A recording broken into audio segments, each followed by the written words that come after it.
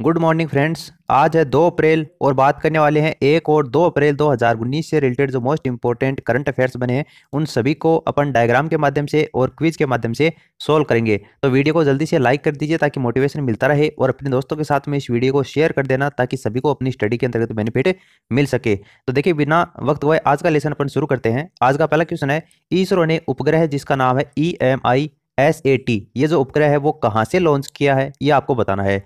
तो देखिए इसका राइट आंसर होगा आंध्र प्रदेश में जो श्री हरिकोटा वहां पर जो सतीश धवन अंतरिक्ष केंद्र है वहां से प्राथमिक उपग्रह EMI-SAT सहित 29 उपग्रहों का एक सफल प्रक्षेपण भारतीय अंतरिक्ष अनुसंधान संगठन यानी कि जो इसरो है उसके द्वारा किया गया है। मुख्य उपग्रह जिसमें EMI-SAT और 28 अन्य उपग्रह हैं वो दो अलग अलग कक्षाओं में स्थापित किए जाएंगे। विदेशी उपग्रहों में संयुक्त राज्य अमेरिका के 24 उपग्रह हैं, लिथुआनिया के 2 उपग्रह हैं और स्विट्जरलैंड और जो स्पेन है उनके दोनों के एक एक उपग्रह इनमें शामिल हैं। इसरो की एक विज्ञप्ति में यह कहा गया है कि EMI-SAT का वजन की बात उसमें कही गई है कि 436 किलोग्राम वजन का है और विद्युत चुंबकीय स्पेक्ट्रम की माप करना जो भारत के द्वारा रडार नेटवर्क की निगरानी के लिए इसको विकसित किया गया है। भारतीय अंतरिक्ष विज्ञान संस्थान और रेडियो एमेच्योर सैटेलाइट कॉर्पोरेशन अन्य 2 संस्थान है जिनके उपकरण प्रायोगिक प्लेटफॉर्म के ऊपर होंगे। तो श्री हरिकोटा जो सतीश धवन अंतरिक्ष केंद्र है वहां से इन उपग्रहों को लॉन्च किया गया है। नेक्स्ट क्वेश्चन आपको दे रखा है,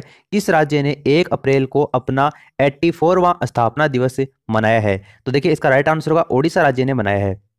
1 अप्रैल को ओडिशा ने अपना 84 यानी 84वां स्थापना दिवस मनाया है जिसे उत्कल दिवस के नाम से भी जाना जाता है। तो इसे उत्कल दिवस के नाम से जानते हैं। उपराष्ट्रपति जो एम वेंकैया नायडू हैं उन्होंने ओडिशा दिवस के शुभ अवसर पर ओडिशा के लोगों को शुभकामनाएं दी हैं। ओडिशा क्षेत्रफल के आधार पर 9वां सबसे बड़ा राज्य है और जनसंख्या के आधार पर 11वां भारत का सबसे बड़ा राज्य है। वर्ष 1936 में ओडिशा प्रांत के गठन के लिए लोगों के बलिदान और स्मरणोत्सव के रूप में राज्य भर के विभिन्न संस्थानों के ऊपर कार्यक्रम का आयोजन किया जाता है। वर्ष 1936 में ओडिशा भाषाई आधार पर बनने वाला पहला राज्य था। इससे पहले ओडिशा है वो कौन से राज्य का हिस्सा था? बिहार का एक भाग था। तो ओडिशा क्या होगा इस क्वेश्चन का राइट आंसर होगा। नेक्स्ट क्वेश्चन आपको दे रखा है, रिजर्व बैंक ने अप्रैल जून अवधि के लिए NBFC MFI की औसत आधार पर कितने प्रतिशत निर्धारित की है। तो देखिए इसको 9.21% निर्धारित की है। रिजर्व बैंक ने अगले वित्तीय वर्ष की पहली तिमाही के लिए गैर बैंकिंग वित्तीय कंपनी यानी कि जो NBFC और माइक्रो फाइनेंस संस्थान यानी कि MFI के द्वारा उधारकर्ताओं से ली जाने वाली जो औसत उधार दर है उसको 9.21% निर्धारित की है। तो इसमें ऑप्शन फर्स्ट क्या होगा इस क्वेश्चन का राइट आंसर होगा। फिर आपको नेक्स्ट क्वेश्चन दे रखा है, सरकार ने पैन कार्ड आधार लिंक की जो समय सीमा है वो अब बढ़ाकर कितनी कर दी है। तो देखिए इसको 30 सितंबर तक बढ़ा दिया है। ऑप्शन में आपको नहीं दे रखा है, टाइपिंग में थोड़ी सी मिस्टेक हो गई है। 30 अगस्त की जगह यहाँ पर क्या होगा 30 सितंबर होगा। तो 30 सितंबर इसका राइट आंसर होगा। केंद्र सरकार ने घोषणा की है कि आधार को पैन कार्ड से लिंक करने की जो समय सीमा है उसको 30 सितंबर 2019 तक बढ़ा दिया है। 1 अप्रैल 2019 को या उसके बाद में अपना आयकर रिटर्न दाखिल करने के जो इच्छुक लोग हैं उनको ऐसा करते समय अपना पैन कार्ड प्रस्तुत करना होगा। यह छठी बार है जब सरकार ने आधार और पैन कार्ड लिंक करने की समय सीमा बढ़ाई है। तो इसमें 30 सितंबर 2019 क्या होगा इसका राइट आंसर होगा। नेक्स्ट क्वेश्चन आपको देखा है, विजया बैंक और जो देना बैंक है उसका विलय कौन से बैंक में किया गया है यह आपको बताना है। तो देखिए बैंक ऑफ बड़ौदा इसका राइट आंसर होगा। आज विजया बैंक और देना बैंक ने बैंक ऑफ बड़ौदा में विलय के साथ ही भारतीय स्टेट बैंक और HDFC बैंक के बाद में यह देश का तीसरा सबसे बड़ा ऋणदाता बैंक बन गया है। कौन सा? Bank of Baroda. Bank of Baroda के प्रमुख PS जयकुमार के अनुसार नया एकीकृत बैंक एक मजबूत संगठन के निर्माण हेतु सभी गतिविधियों के प्रभावी निष्पादन के द्वारा विलय की सफलता के लिए काम करेगा और व्यक्तिगत संस्थानों की तुलना में सामूहिक रूप से हितधारकों को अधिक सुविधाएं प्रदान करेगा। अप्रैल 2017 में स्टेट बैंक के द्वारा अपने 5 सहयोगी विलयों का करने के बाद में बैंकिंग क्षेत्र में हाल ही के वर्षों में यह बैंकों का दूसरा विलय है। तो बैंक ऑफ बड़ौदा क्या होगा इस क्वेश्चन का राइट आंसर होगा। फिर आपको नेक्स्ट क्वेश्चन दे रखा है, जुजाना केपुटोवा किस देश की पहली महिला राष्ट्रपति के रूप में चुनी गई है। तो देखिए इसका राइट आंसर है स्लोवाकिया और इनकी तस्वीर आप यहाँ पर देख सकते हैं। भ्रष्टाचार विरोधी कार्यकर्ता जुजाना केपुटोवा इनका नाम है और स्लोवाकिया की पहली महिला राष्ट्रपति के रूप में इनको चुना गया है। स्लोवाकिया की सत्तारूढ़ पार्टी के द्वारा नामित उम्मीदवार मार्कोस सेफकोविक को इन्होंने हराया है। समाचार एजेंसी सिन्हुआ के अनुसार केपुटोवा को 40% वोट मिले जबकि सेफकोविक को 41.59% वोट मिले थे। तो इसमें स्लोवाकिया क्या होगा इस क्वेश्चन का राइट आंसर होगा।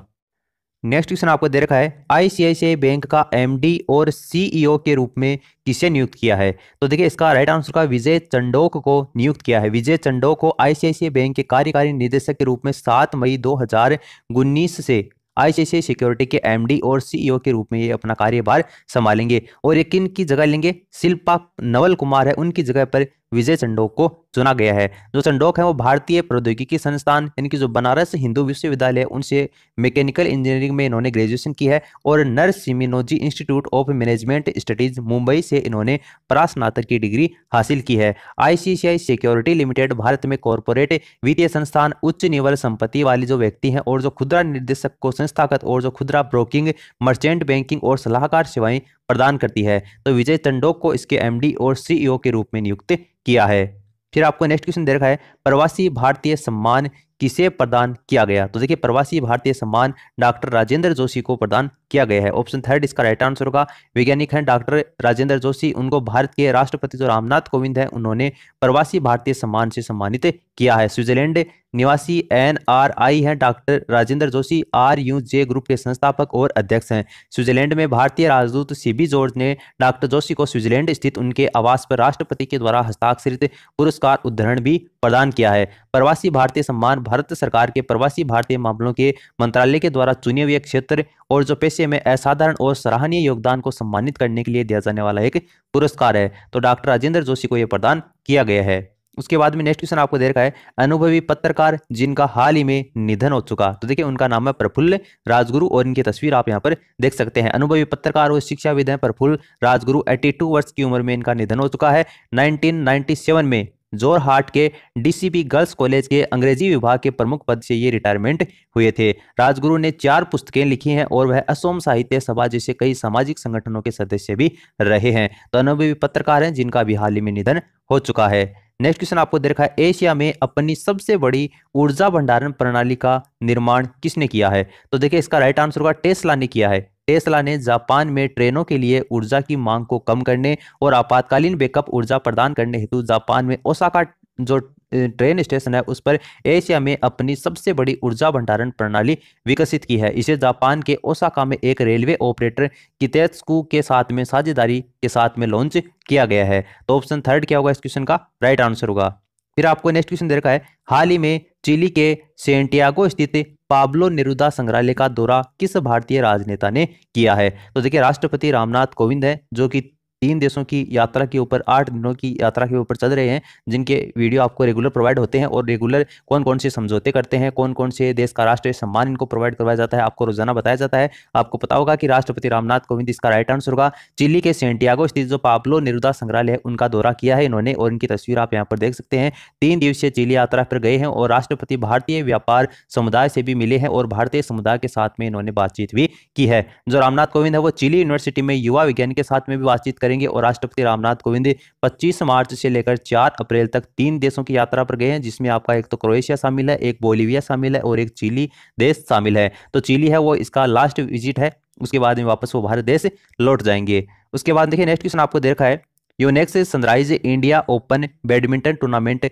कहां पर आयोजित हो रहा है? तो देखिए ये नई दिल्ली के अंतर्गत आयोजित हो रहा है। भारत के जो किदाम्बी श्रीकांत हैं उन्होंने नई दिल्ली में आयोजित Yonex sunrise India open badminton tournament में डेनमार्क के जो पूर्व विश्व चैंपियन विक्टर एक्सेलेसन से सीधे सेटों में 7-21 और 20-21 से हार गए हैं। कौन हार गए हैं? भारत के किदाम्बी श्रीकांत हार गए हैं। तो बैडमिंटन टूर्नामेंट है ये 26 मार्च से लेकर 31 मार्च 2019 तक चला है। तो नई दिल्ली इसका राइट आंसर होगा। नेक्स्ट क्वेश्चन आपको दे रखा है, मलेशिया में आयोजित Sultan Azlan Shah hockey cup किसने जीता है? तो देखिए इसका राइट आंसर होगा दक्षिणी कोरिया ने जीता है और इनकी तस्वीर आप यहां पर देख सकते हैं। दक्षिणी कोरिया ने मलेशिया के अंतर्गत जो इपो है वहां पर शूटआउट में 4-2 से भारत को हराकर Sultan Azlan Shah hockey tournament जीता है। जो मेजबान मलेशिया है उसने कनाडा को 4-2 से हराकर तीसरा स्थान हासिल किया है।